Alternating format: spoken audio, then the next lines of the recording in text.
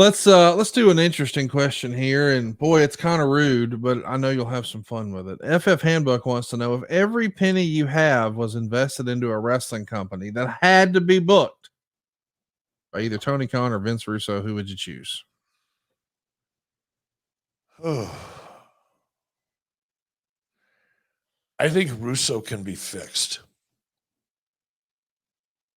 There's enough there to work. I know I think Russo would be a very valuable part. Not very. I think he would be a valuable part of a creative team. Where Russo went wrong was being the guy. He can't be the head of anything. But I do think there's enough there with Russo that he could be fixed and he could be a valuable part of a team. I don't feel the same way with Tony Khan. I see patterns there, and I don't know Tony Khan really. I know who he is, but I don't know him.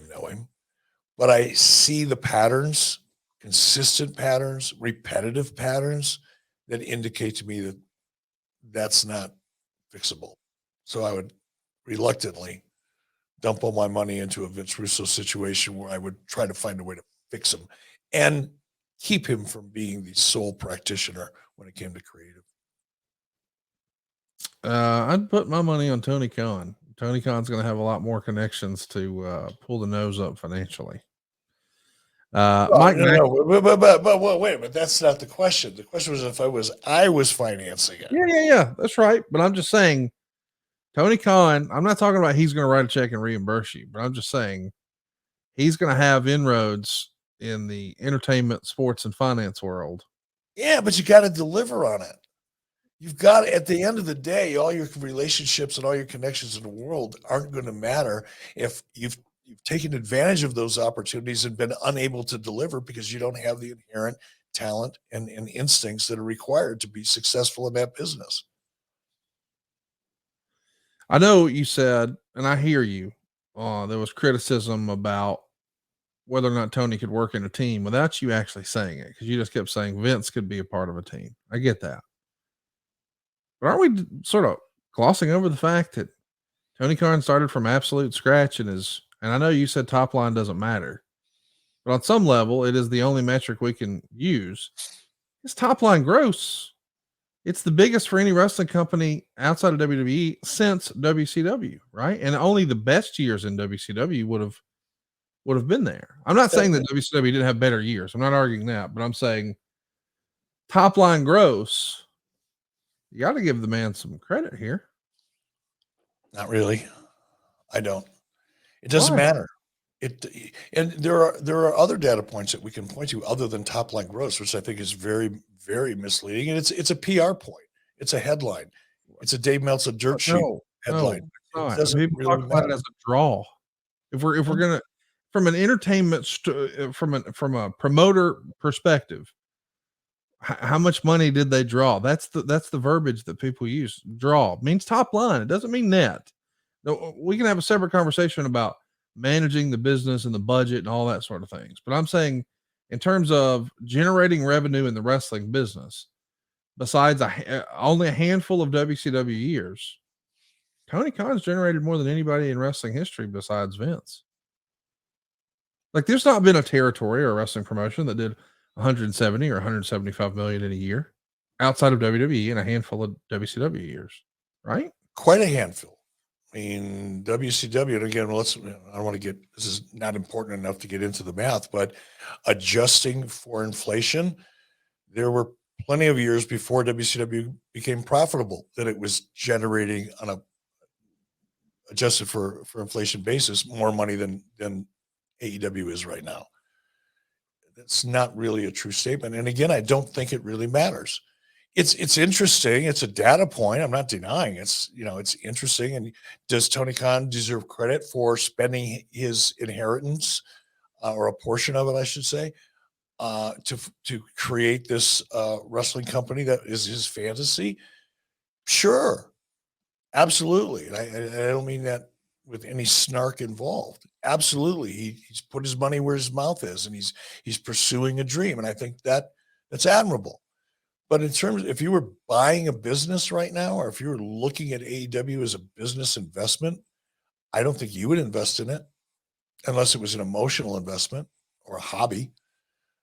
Just the top line is interesting, but you've also got look at the ratings. That's also a data point that we can look to aside from the gross top line revenue. Where's that going? The answer is down. It's not even flat anymore. It's trending downward slowly. But you look at what's going on with Collision, it's collapsing. You look at what's going on with Rampage, it's almost a punchline. It's embarrassing. It's And a you look, Wednesday business. Yeah. and you look at what's going on with Dynamite, it's at best flat Yes. and probably year over year in the negative, It's down a little bit. Yeah. about 11%. So whoa, what's to get excited about? Well, I think what's to get excited about is you just look at let's imagine that we're starting from scratch when Ted Turner bought out the Crockett's. So let's fast forward 5 years. We're like where WCW was in 93. That's kind of where AEW is now, timeline wise. And I think I would argue that AEW today is doing better timeline wise than WCW was in 93. Now we know right around the corner, 94 Hulk Hogan's going to be there, and man, it's a whole new world. Not arguing that. But in 93, I think I might argue that AEW might actually be doing better than WCW was 5 years in. Top line. Yeah. Well, we can go back and find that number, I'm sure somehow. But I would guess you're right. I'm Yeah. not denying that. But I can also assure you that WCW didn't throw nearly as much money at WCW in 1993 and prior to 1993 as Tony Khan has in AEW. He spent a lot more money launching that brand than Turner was spending on WCW at the time. Well, because one owned a television network and one didn't, right? Right. And one's getting $45 million a year in licensing fees and the other didn't. Yes. These things are so different Yeah. economically and in terms of the business model that it's really unfair and unrealistic to compare them. Take the television revenue out of AEW right now and Yeah. tell me how they're doing. Now you can compare AEW today to WCW in 1993 and tell me who's outperforming who.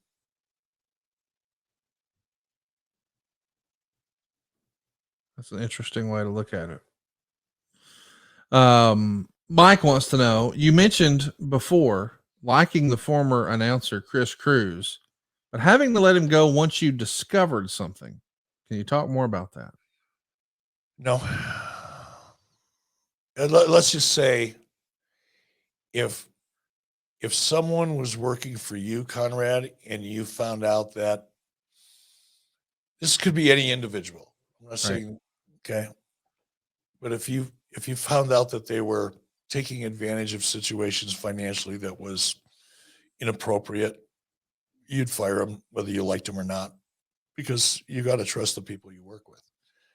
And I'm not saying that Chris Cruz did anything illegal or anything like that, but